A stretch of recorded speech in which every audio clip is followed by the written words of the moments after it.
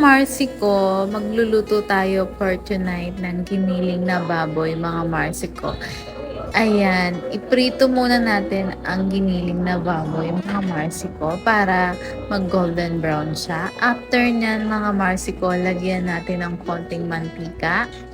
After ng mantika, ilagay na rin natin, mga Marcy ko, ang bawang, sibuyas.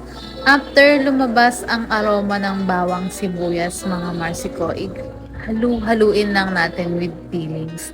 After nyan, ilagay na natin ang hotdog with cheese, patatas, carrots, bell pepper, mga Marcy ko.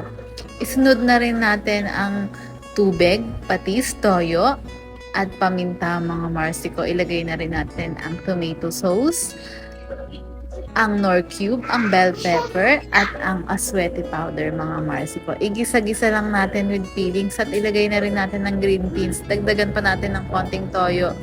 At ilagay din natin ang konting sugar para pampatanggalan sa mga Marcy ko.